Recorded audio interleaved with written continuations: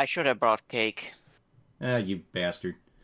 Anyway, hello everybody, and welcome to a new Let's Play that Gokin just immediately ruined with cake. Yes. And I'll do it again. Anyway, you have no idea how happy I am that we're going to be doing this series. I Yeah, your new favorite game, right?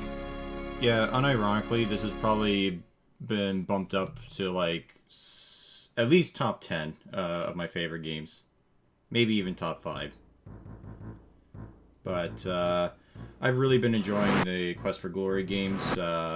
I haven't started 5 yet, but the first 4 have been pretty good. 3 has been kind of meh, but it was still alright for the most part. So do you know much about Quest of Glory? I know that it's a blend. It's like a mix of RPG with the usual with the standard adventure gaming from Sierra. Yeah, except the standard for Sierra has been drawn back considerably. It's not as obtuse or like instant death as the other games were. And this one does lead itself more to creative thinking, as depending on what class you choose, you get different puzzle solutions. And for the first game, you could choose between the fighter, the magic user, or the thief. And I'm going to be going with the magic user with a bit of thief, as soon as the game lets me choose it. There we go. And we shall dub this man after your home country, Filipino.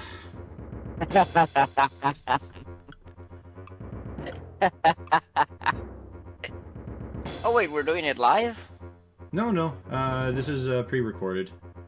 Okay. Kind of brain fart for a moment. So let's see here. Now, the game automatically gives you some stats, but if you put points into things you don't have any points in, instead of taking 5 from your available point score, it takes 15. So that's something to keep in mind.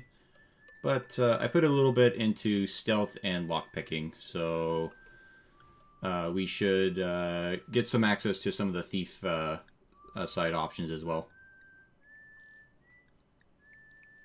Guten Tag. Yeah, this one is... so each Quest of Glory game is supposed to be based in a different region of the world, and obviously this one is sort of Middle European, Germanic, Dutch area.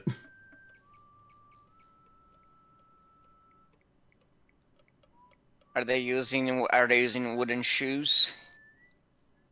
Otto over there definitely is not using shoes. So one thing about this a game being an RPG, it is very quick and to the point when you ask people questions. You ask about the mountains, and they just say, "Yep, those are mountains."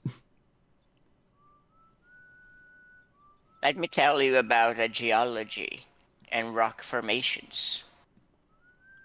Yeah, it's not like other games like Baldur's Gate, which I've yet to play, but I've heard that. Well, I've heard it be described as that it is the best game you will ever read.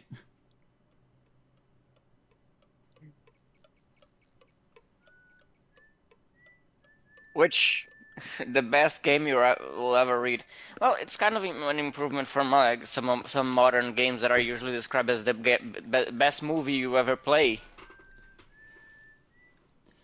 I mean, to be fair, hitting the play button is really hard. I mean, it's all the way on the other end of the room, and sometimes you lose the remote. You know, God forbid it falls in between the couch cushions, then you have to get up and, like, remove a cushion. That's hard work.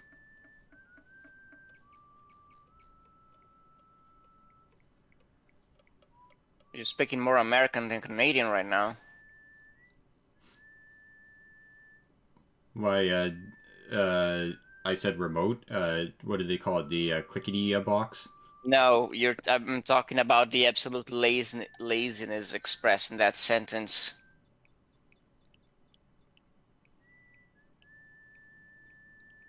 How is that more of a Canadian thing? I mean, that could be. No, you're, and now you're not even listening right.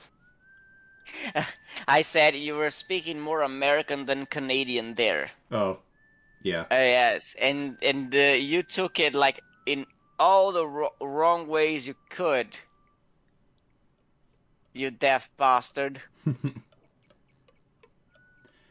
Anyway, just as a just for the audience here, I am a bit of a speed reader, so if I go a bit too quickly, skipping through these, then my apologies. But there is the pause button, or you could hit the letter K. That works too.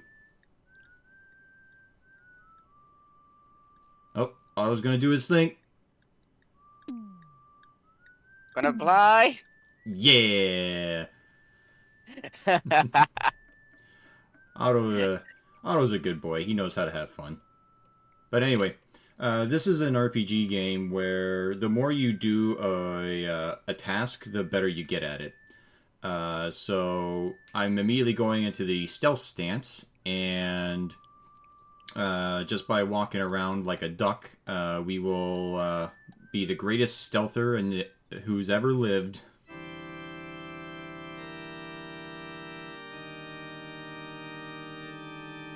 But since we are a magic user, we need spells. So the only one we have right now is Zap, which is okay.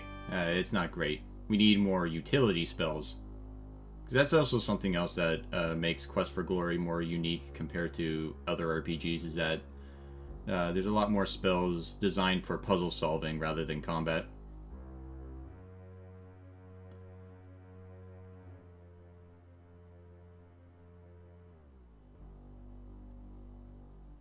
And unlike in D&D 5e, Summon Familiar is the most powerful spell in the Quest for Glory games, unlike in D&D where it's like a cantrip. Oh, that is depressing.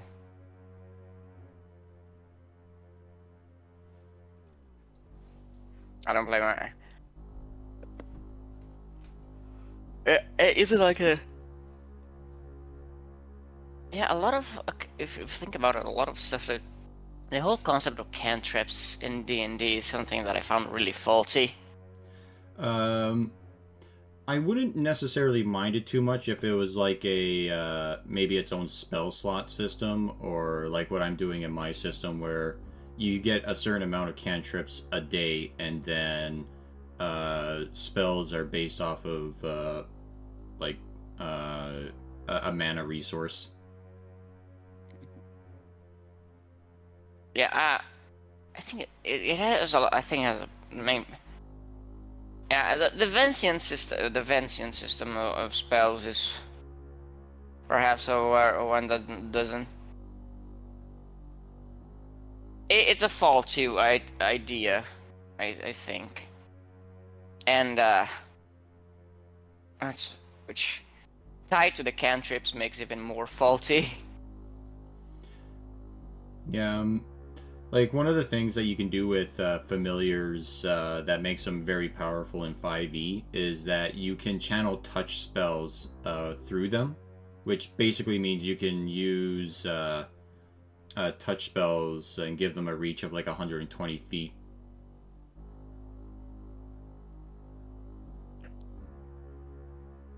Baba Yagas. Yep. Or Baba Yaga. Yeah, she is the antagonist of Quest for Glory 1. And you'll be very pleased to know how we defeat her. I'm not giving any hints. We break the legs of her hut, and it falls on top of her. No, this ain't Wizard of Oz. Hey. It's not a copy, it's an homage.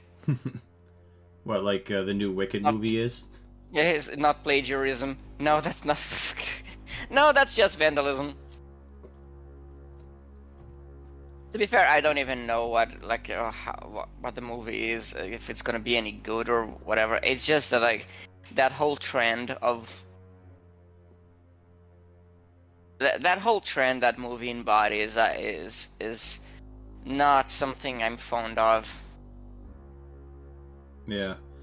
Um, like I said, it's been years since I've seen it, but I do remember the Sam Raimi Oz movie, and I found that one to be enjoyable.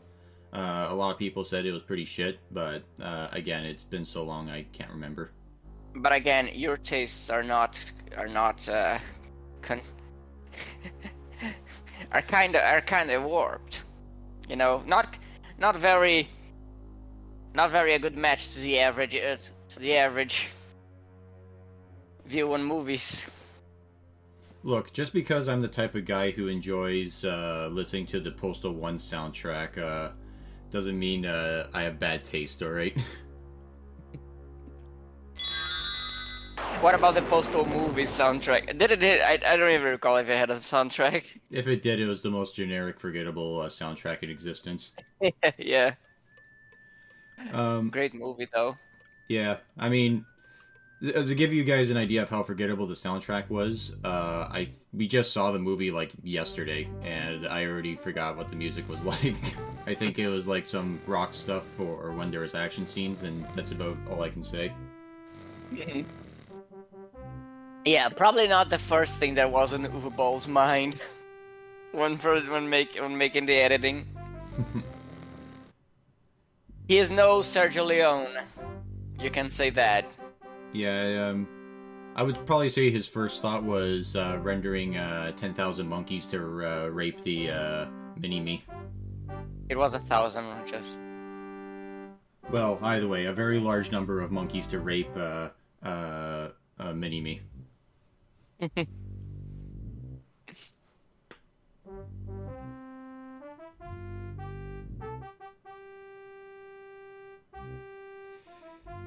Now, this is a really weird thing about Quest for Glory. They tie this game to the Space Quest games. And even though I have not played Space Quest yet, I am aware that the Antwerp is an enemy in that game.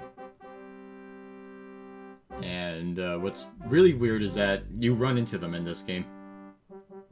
Well, this guy here certainly looks like an alien. No, he's just old.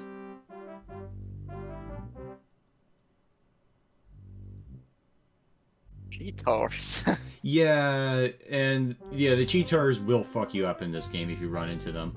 But what's really weird is that they have 4 legs like a centaur, but they have the upper torso of like a man, but they still look like a panther, and they just claw at you with their arms.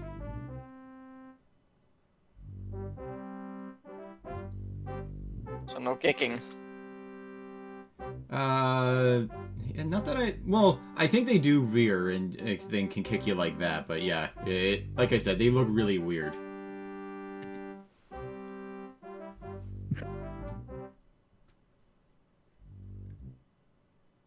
Oh, and the game kind of advertises on the box cover that you get to fight a dragon at some point. That is a lie. I don't even think it... Yeah, I just started up the 5th game, and the 5th game talks about like, part of the plot of that one involves a dragon, so I think it's not until the 5th game that you actually get to run into dragons.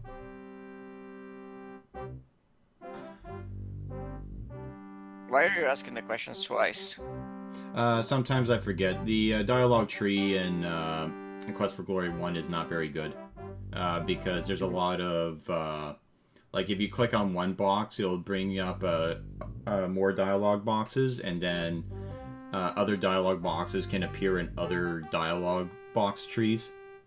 So, if I click on something twice, it's because I misplaced my positioning, or I forgot that I asked it in a different dialogue box. I find it very amusing that this whole time yeah. This whole time you're talking to this man, you're just hunched over.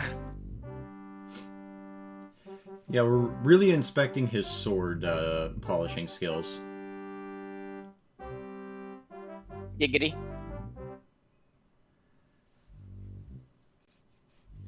But anyway, as for the plot of this game, for those of you who aren't keeping up with my speed reading, long story short, the Baron of this land tried to get rid of Baba Yaga. It failed, and because of a curse that Baba Yaga put on the Baron, he lost his son and his daughter.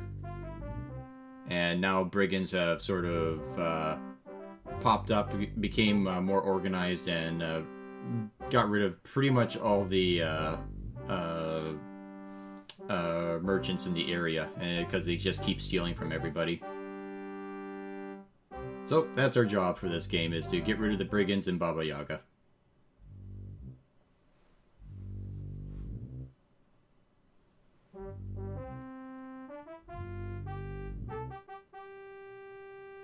Well, at least this guy was nice enough to actually explain what the mountains are when we asked him.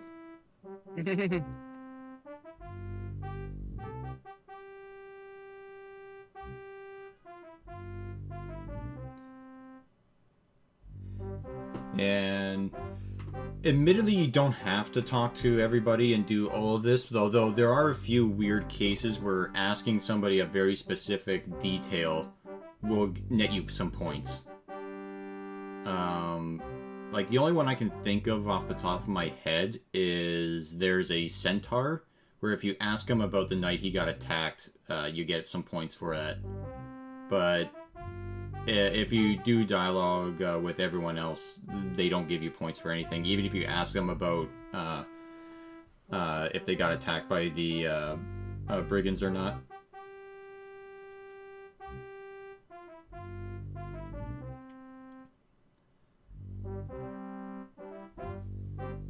Bilberg.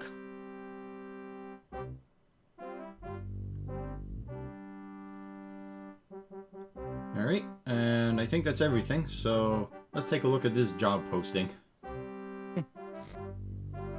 Oh, he's hunched over quite awkwardly in that chair. Yeah. Well, he just fell to sleep immediately. Talking to us was so boring that he immediately collapsed. So there are side quests in this game. Basically, all the quests that are in this game are on this job board, which is a little sad, but, so basically it's, the potion maker or the apothecary needs, ingredients, and get rid of the brigands, and, I mean, it's not like they had Square Enix level resources for this. yeah, no. And besides, like, it's a mixed RPG with adventure, so I don't know, five quests doesn't sound like that bad. Yeah, I mean, that is true. Like, I've sort of described this game to some friends, saying that this is someone making a car out of a boat. Like, it's very impractical how they went about doing it, but it's impressive nonetheless for what they came out with. Do you make analogies when you're drunk? Probably.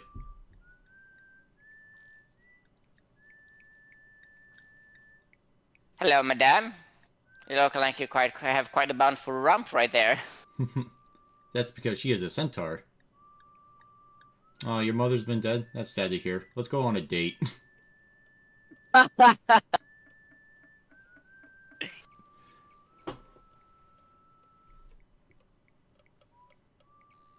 And Yeah. then she goes to the sheriff and denounces you for being a zoophile.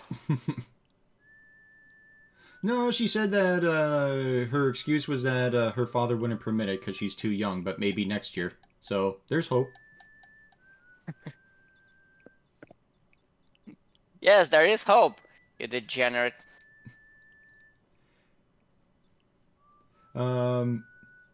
Let's see.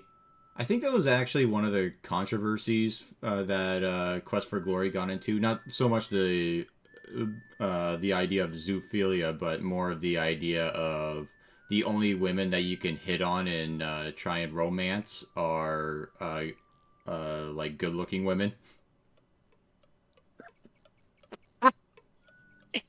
Can you try to romance the magic shop lady? Surprisingly, no. At least not in the this version of the game. Maybe in the original SGI version where it was text based. No, it wasn't. Well, it was more like I think it was made with the same engine with the Quest for Glory 4, right? This No, one, not Quest for Glory. King's Quest. yeah. So, uh, the original Quest for Glory and Quest for Glory 2 were made in, I think it was the SGI engine, which is the text based one, which they used for 4, Quest for Glory, or not, King's Quest 4, and this is a remake that they did with the AGI engine, which they used for King's Quest 5 and 6.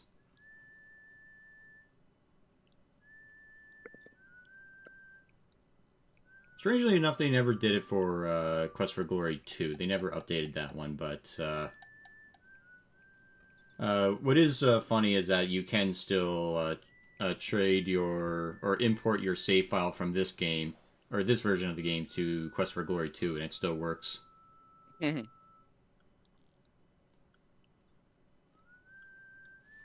Score 18 out of 500. Yep, we're getting there. So we'll do what he suggested and buy 2 empty flasks and then leave because the only other thing worth buying from him is the chainmail armor, but that's like 500 gold, so fuck that noise. Mhm. And how good is it? Uh, actually very good because right now we have leather armor and we drop like a sack of bricks. But with the chainmail, we can actually survive like getting beat over the head by the endgame boss. It would be very amusing to have for once like a game set in a setting like this with a proper mid with a realistic medieval. What the hell is that? Is that on your face? Oh my God, he's fading into. Yeah, being a beggar is a hard life.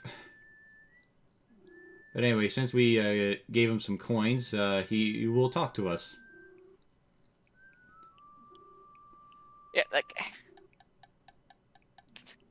it's gotta be a hard life because the man lost the contrast of his colors. Yeah.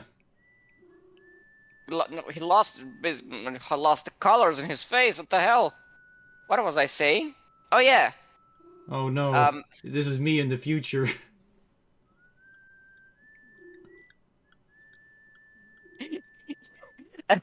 you when you had to use too much Canadian healthcare. No, this is me when I escaped from Canadian healthcare. This is what happens. Come back. We haven't finished the euthanasia. Anyway, we can only ask Sam here a few questions, and then he starts asking for more money. So he's the Okay. worst kind of beggar. Uh, yeah. To the point I was talking before, it would have been interesting to actually see at some point a game that has realistic, uh, uh, or at least verosimil. What's the word? Medieval economics. You know, like Oh, like actual like shillings and shit like that. yeah, in that sense. Like, oh my lord, I found £5. I'm rich. Yeah, so this game uses silver and gold, and it is 10 silver to 1 gold. Yeah, or you go to the tavern with like 1 copper coin. You buy you buy like a gallon of beer. I kid you not. Like I was watching one of the videos from Modern History TV yesterday, and the guy mentions like the price of ale in the Middle Ages, and this is like sold in ale house. It was something like for one penny, 1 pence, you bought 4 gallons of beer, 4 gallons of ale. And I'm thinking that is kind of outrageous. Like one pence alone, 4 gallons. That is crazy. Yeah. Also, so if you want accurate beer to coin ratio, you're going to be very upset about this tavern then. Hmm. I do recall like I think I showed you that sometimes a list of pricing in the Middle Ages. Yeah, like Or- the price of chickens, cows, and how they did it by like yolks and stuff like that.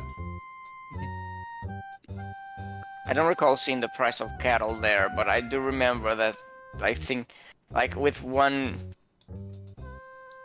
uh with like 1 penny, 1 pence, you found out you bought a lot of eggs. Because prices of things were like like one coin, like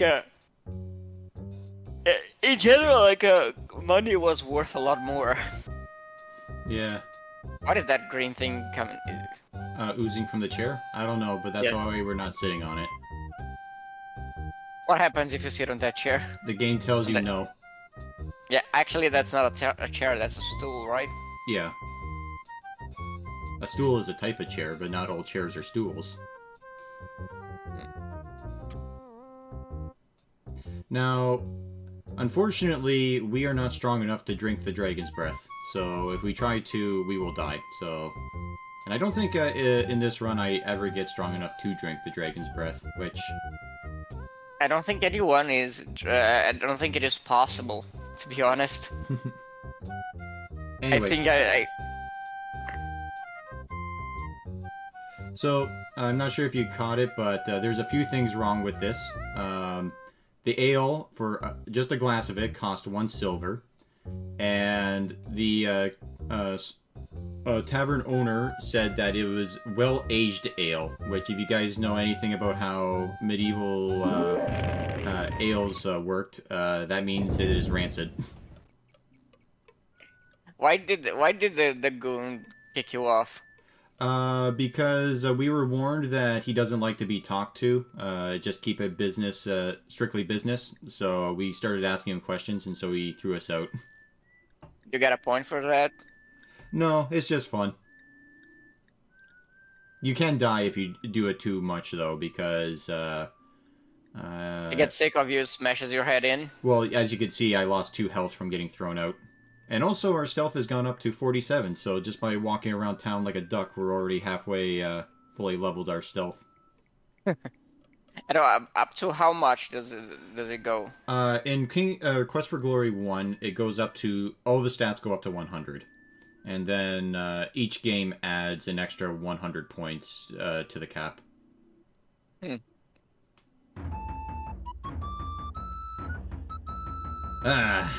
And so here we are, off on our adventure. Call it Adventure Ho, and off we go. And we can complete one quest immediately, because the one of the quests was to find the Apothecary's Golden Ring. So I got the fetch spell, so we can get some easy gold immediately. Fetch the bird nest, and we find the ring. Fantastic.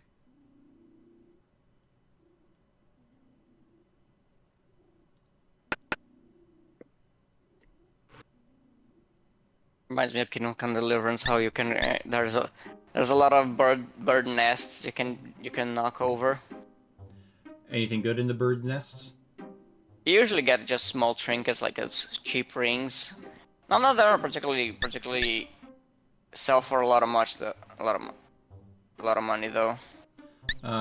Is it like one of those things where, like, if you find a copper ring, you can melt it down to make, like, copper weapons or something? No, there isn't any kind of weapon crafting in that game. I guess there you can do maintenance of your weapons and armor, but you can't do. And actually, maintenance the fastest way to level. Like doing that is the fastest way to level up. Like if you can level maintenance all the way up to 20 Hmm. in that game, just like in the first town, like before your like just in the prologue of the game, before your town is even an attack, you can just power level uh,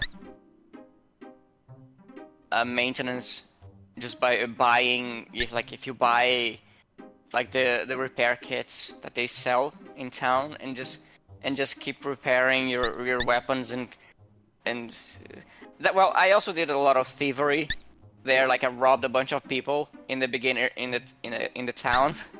Oh, So so you're one of those gamers that doesn't do the role playing in a role playing game. You just do whatever is best to get to the end game as quick as possible. no, I do what I can to get as much money early as I can, and I have a lot of money in Kingdom Come Deliverance. Like, uh, there are some silly ways you can power level in the beginning town in that game. I want to show you a video later about that. It's pretty funny.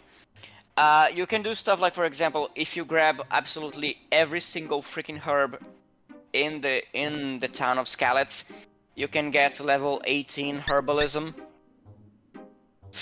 It's pretty silly. Um, and then you can sell the herbs and you buy the maintenance kits, and you can just keep. And you forget like you rob some of the weapons and armor in the people around town. You can and you fix them. You can just get up to 20 before the town is even attacked. Hmm. All right. Yeah, the best one is to try robbing the guards, Mm-hmm. because the guards have a lot of gear that sells for good money. But you can only sell it after the prologue is over, because then the stolen flag disappears, which is a really nice thing about that game. Oh God, she's sexually harassing me. I need an adult. Stolen flags in that game just disappear over time because it makes sense. Like and so that's a really nice thing. And I think the way to level up in that game is also quite interesting, because you don't you don't get experience for every skill. No, you don't get levels for every skill you improve in that game. Like, for example, you can level uh, maintenance all the way up to 20, but you don't gain a single level. You gain level experience from stuff like fighting and speechcraft. And speechcraft in that game just involves just talking, uh, asking every question, like taking every question in the in the list of stuff you can talk to people about. Yeah, there is no communication skill in Quest for Glory 1, but in Quest for Glory 2, they introduced that. So talking to people and bargaining with them becomes a mechanic that can level up. Mm-hmm. Yeah, because I know, for example, it is a thing, for example, in Elder Scrolls, where the every skill you have gives you gives you, well, every one of your main skills. Well, in Skyrim, it's every skill, but in uh in the previous games, like in Oblivion and Morrowind, it's every major and minor skill. gives you level experience. And so like you can pick a skill like example speechcraft or merchandise, and you power level that skill, and somehow that translates to an HP increase. Somehow like you gain a level and you gain more HP. I was just talking to people all day, and now I'm 10 points stronger. Yeah. Uh, so which is a very silly aspect of Elder Scrolls. Oh, here's the best character. The Odalisca. Oh no. No, not the furry bait character. Get that shit out of here. Oh. Well, first we gotta ask her every question, because that's how we play RPGs. Is this an inn?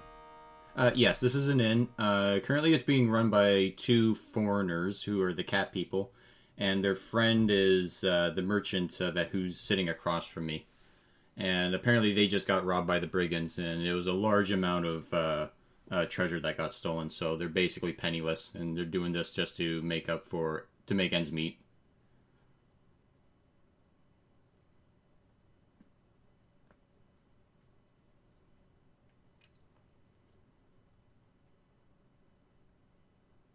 But Atta. this is also basically giving a hint as to where the next game is going to take place.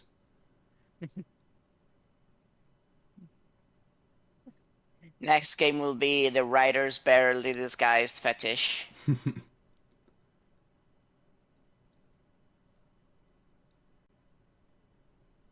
All right. So we pay this woman to get her the fuck out of here. Get me a meal.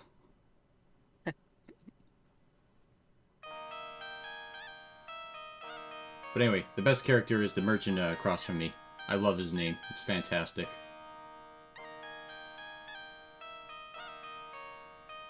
Abdul-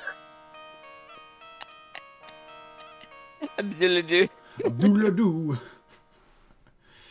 And what's great is that basically everybody in Shapir, which is where the next game takes place, they all have fucking silly names like that. And they always speak really fast. Actually, that's not too far off because one of the guys that you make friends with is the magic store owner, whose name is Keep On Laughing, and he is a gnome sort of comedian jester type character.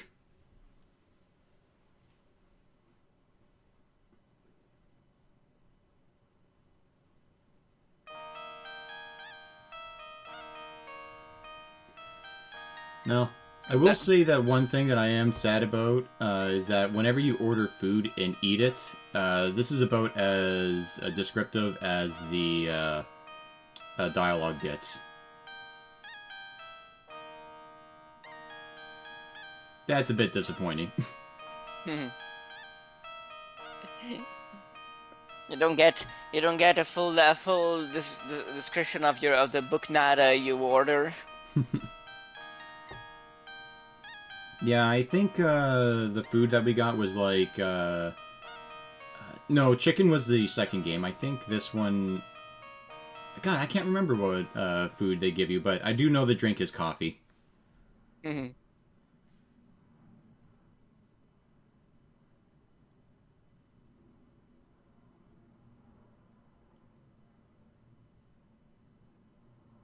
Anyway, poor Abdullah Doo.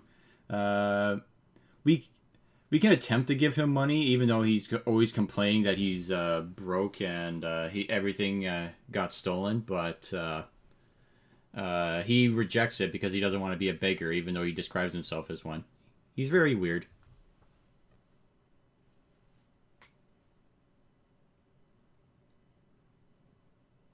But part of the dialogue that he gave us was that the caravan that he was driving that got robbed. Apparently, what had happened was that The brigands attacked him, and they used sneezing powder and blinded him with some magic. And then a minotaur came in and basically wrecked everything. So, brigands are pretty heavily armed, to say the least. But anyway, with our 6 gold, we shall get the open spell. We won't get Flame Dart just yet. Even though Flame Dart is like a fantastic spell because it always hits. Except on those weird times where there's frame issues. And then the game's like, nope. You cast no spell? Basically, yeah. So, like, you'll cast a spell, but if it's in the middle of an enemy in their attack animation, they will probably hit you, and then you cast the spell, but it doesn't make contact, so you just waste a spell.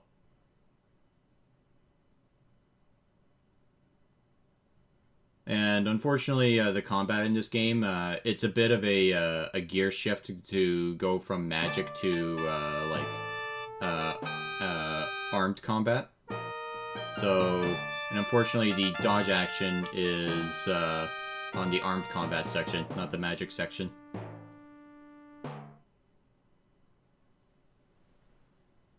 Anyway, we'll talk to Carl later because it is almost sunset and we need to strengthen our body. So we shall go to the stables. Explain yourself. Well, there's always a job at the stables. If you clean up horse poop, you gain 5 silver. But on top of that, you also get a little bit of stamina and strength.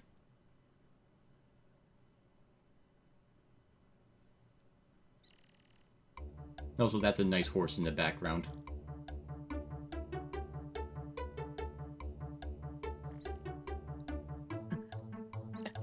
Getting out of breath already. Hey man, we're just starting off on our hero's quest. So, it's gonna be a while before we're able to shoot lightning bolts out of our dick. The William Wallace way. Indeed.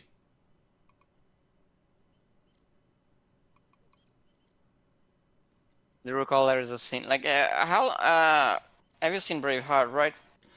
No, but I do know the line where he's like, yeah, the real William Wallace shoots fire from his eyes and lightning from his butt.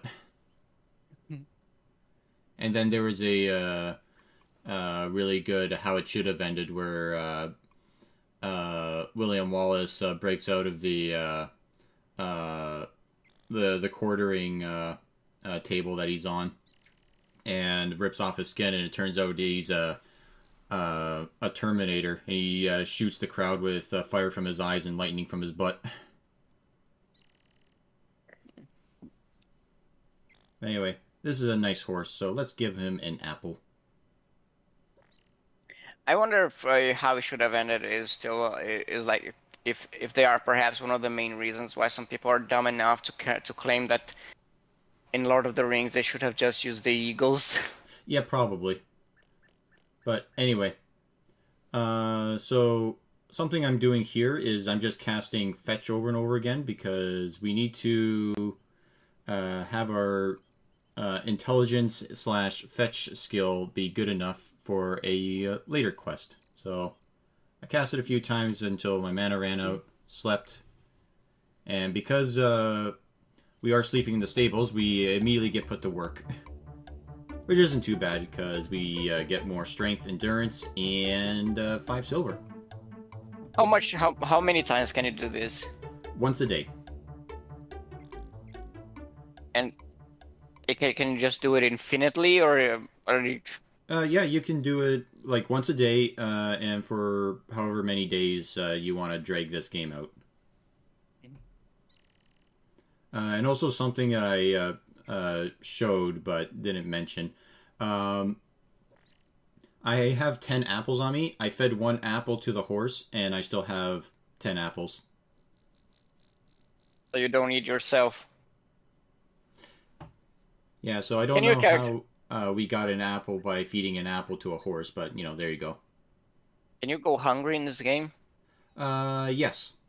So you do need rations and like food and stuff, but I think the game automatically eats food as you need it. And essentially, if you go to the inn to grab food, you're fine. And there's also a place in the game where you can get free food as well. So,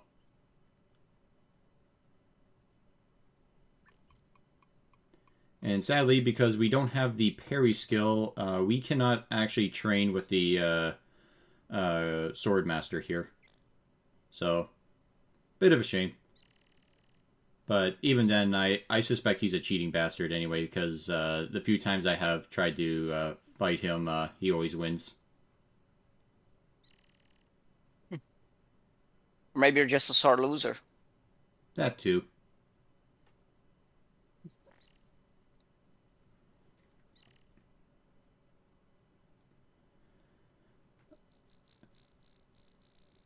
A bright child for a girl. Yeah. Yes. I could not demean We, myself to teach a girl. yes. She is remarkably intelligent despite her her debilitated capabilities as a female. Yeah, pretty much. Um, and also there I kind of got stuck on his sword. So that was funny. Anyway, we didn't finish talking to Carl here, so let's finish that up. How do you level up in this game? How do you level up? There's no real leveling. Like, there's no level 1, level 2. It's just your stats level up.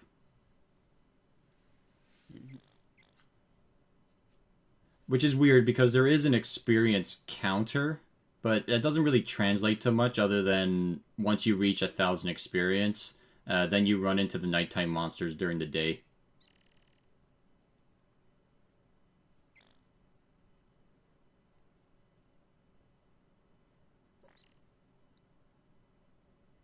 And yes, the guard just gave us directions to where Baba Yaga is, and indeed, you can just walk up to Baba Yaga immediately. You'll get your ass kicked, but you can.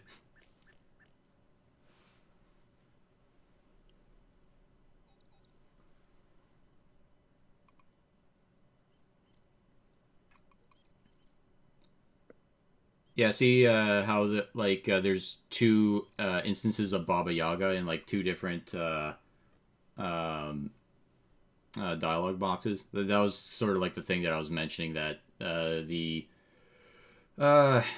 dialogue tree isn't too well designed in this one. No, they just really wanted you to know about Baba Yaga. Yeah, she's a fat bitch. I'm well aware.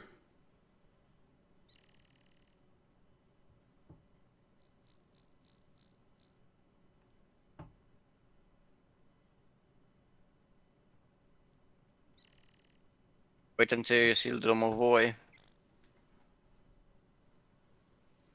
Or V. Uh, a V. V is the monster from the Nikolai Gogol story that was made into a movie. You know, the one with the massive eye, with the giant eyelids that had to be put. Oh yeah, that movie. Yeah. Sorry, the title is so one letter that it's easy to mix it up with like a dozen other things. No, it's 3 letters. Oh, excuse me, that it's a three-letter word that sounds like one.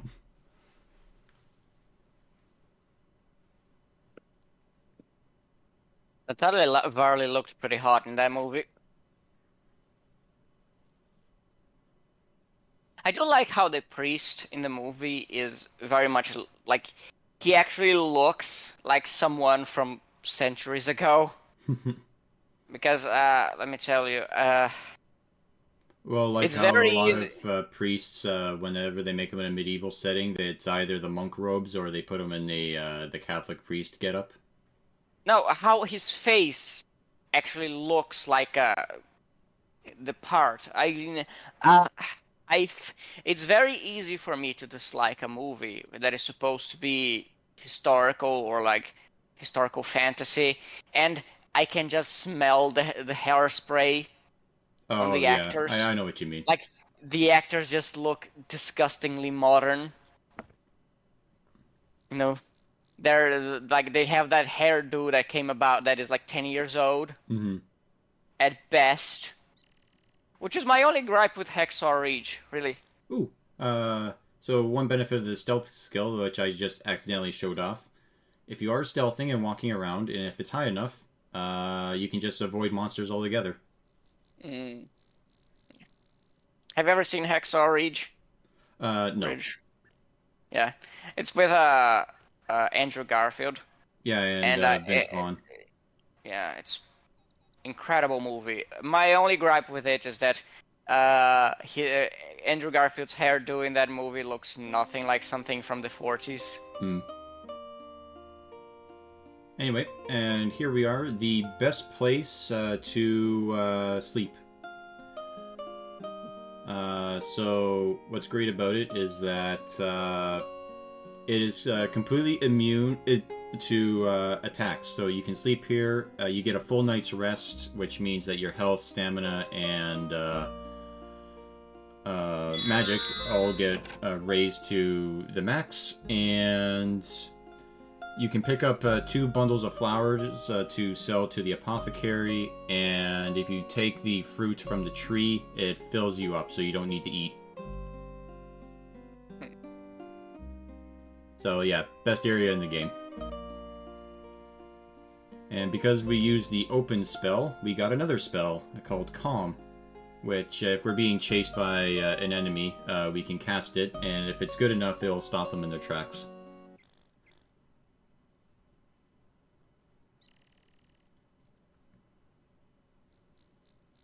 And also, one screen to the right, there is an ogre cave. So, we're not strong enough to take them on yet. Mostly because we need the firebolt spell.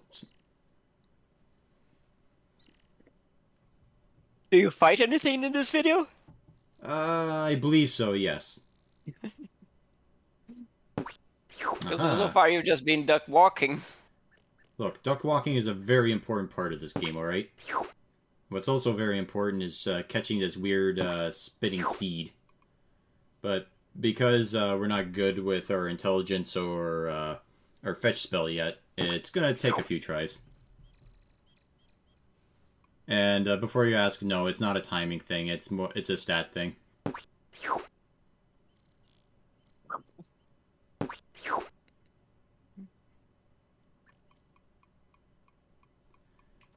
Do you even have to hit the right one? No, that's the thing. It's just like it's entirely based on your stats, so it doesn't really matter where the seed is, or it's just how good your numbers are. Ah, damn it.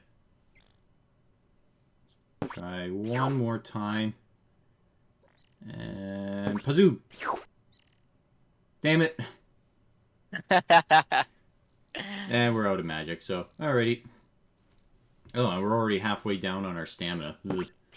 Yeah, stamina in this game is pretty brutal, because as soon as you hit 0, you just drop dead from exhaustion.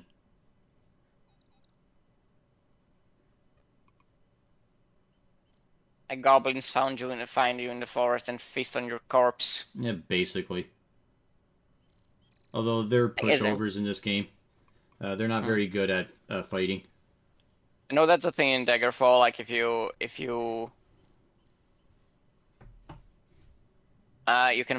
your stamina naturally decreases over time. Mm-hmm. And if your stamina hits 0, if you are in a dungeon, you just die. Huh. And if you, there's something kind of similar in this one where if you try and take a long rest out in the woods, you just die instantly. and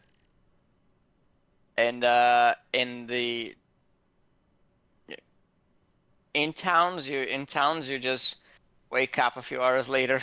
You just like collapse in the middle of the street, like ah. So, speaking of goblins, we might see combat. Yeah, combat. And here's how it works. This is the magic screen. We don't have enough spells to cast Zap, so we'll just stab this goblin to death. because he sucks at using his shield. And let's see what he's got. Oh, 3 silver. Fuck yeah. Anyway, back to duck walking. But more importantly, let's rest up a little bit so we get some stuff back. Also, the one thing about this game that levels up that literally nobody knows how it works is luck. No one knows how luck levels up.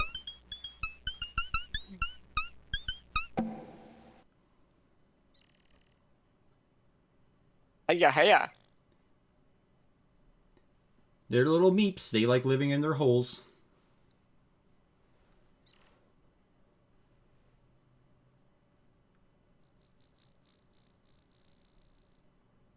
Ooh, green fur.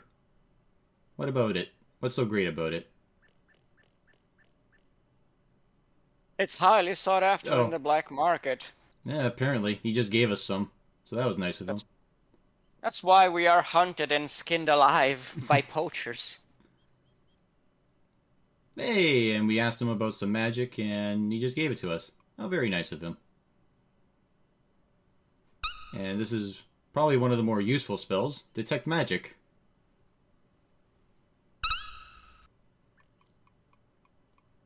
And we got some green fur, which whopped us a whopping 5 points, which is ridiculous, but if you know why the green fur is important, then it makes sense why.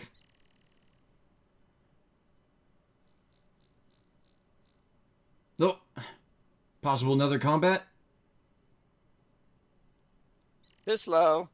Not quite. They can follow you between screens. They are learning. Damn it. Oh, Yeah, wow. This is the problem with the gear shifting mechanic, is that sometimes you can double click and then cast the zap twice, even though that does nothing. Because what zap does is that it makes your next hit with a weapon deal extra damage. 4 silver coins. How much silver is 1 gold? 10 silver to a gold. Mm. So it's not too bad, and there is a section of the game that is deliberately made so that you can just hunt goblins over and over again. The game even mentions it's a good spot to hunt goblins. In case you're too thick to realize that yourself. Anyway, we shall pick up 3 bushels of mushrooms. And what's weird is that you can pick up, like, an infinite number, but then the game has a weird overflow thing where the amount of space in your inventory becomes more than what you can carry. And Oh, look, then it's the the game aspect glitches of out. her scene. Hmm? It's the aspect of her scene right there. He ran away. Yeah, we are too scary. But let's follow her. I'm sure we can be friends.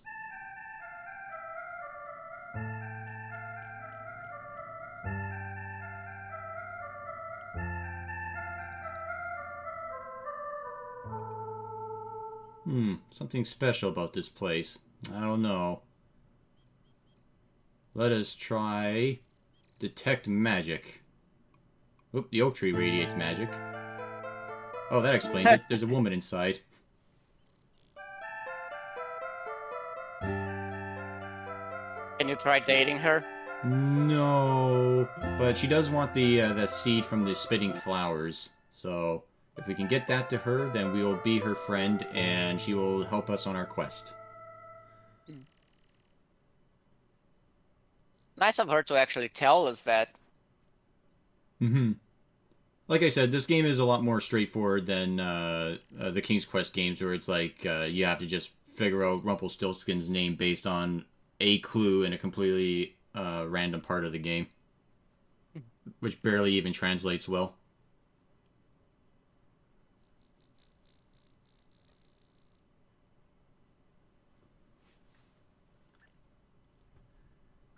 But I think we are getting close to the end of the day 2, so there's one more thing I want to do, and then it'll probably be the end of the video.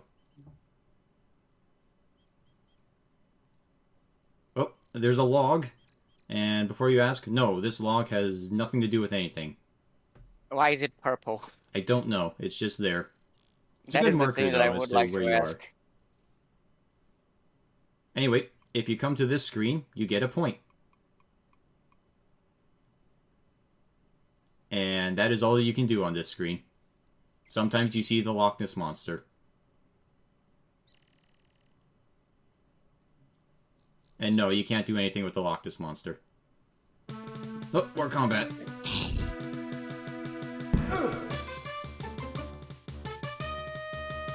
There is a difference between using the slash and the stab. I think stabs do more No, the slashes do more damage, but they hit less often.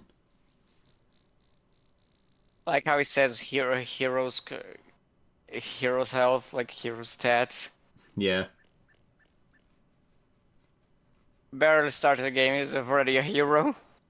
Well, we're technically more of a hero than the rest of the townsfolk because we're actually doing things. Anyway, let's grab some water from the waterfall.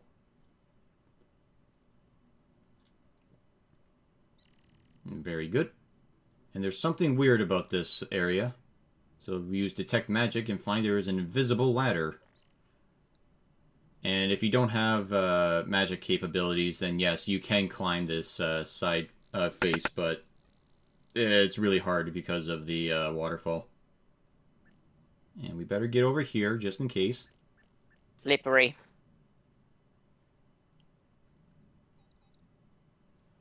Anyway, here's another fun character.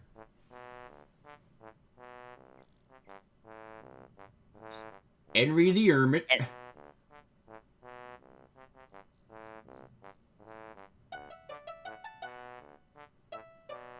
His accommodation seem quite nice for a hermit. Yeah, it's not too bad. I wouldn't mind living here. Mm-hmm. Henry the Eighth, I is. My father was an Henry, and his father was an Henry, and his father was an Henry, and his father was an Henry, and his father was an Henry, and his father was an Henry, and his father was an Henry. All Henrys.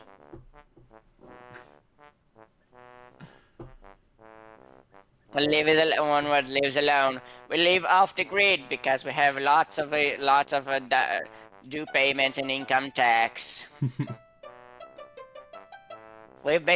My family has been avoiding taxation for centuries, for generations. What's unfortunate is that we never see any of Ares' family members.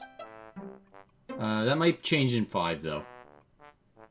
In King's Quest, or Quest for Glory 1 through 4, I haven't seen any. I just forget about this character.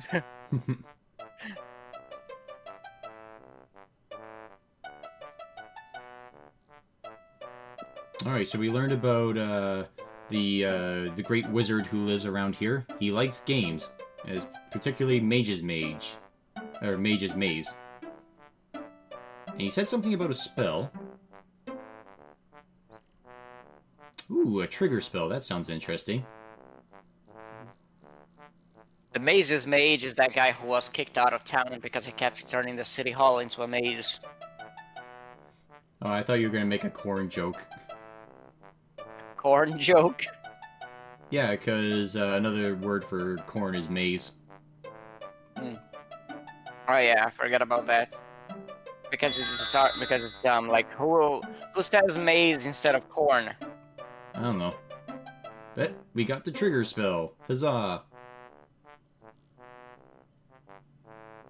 With this spell, women with oddly colored hair will be instantly angry at you. Yeah, I mean, probably. Be careful, they're very savage. Yeah, the way trigger works in this game is that if there is a spell set on an object, then you cast trigger to activate it.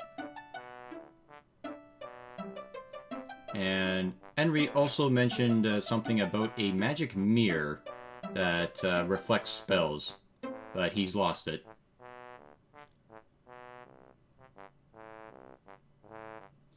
And this is also a place where we can sleep if we get caught out at night. Um, and all it costs is some food rations. But unfortunately, it's a bad place to sleep because Henry keeps talking all night and you don't get too good of a rest.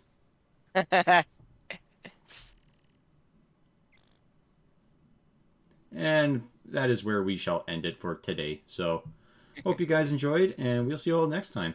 Have a nice night. Bye.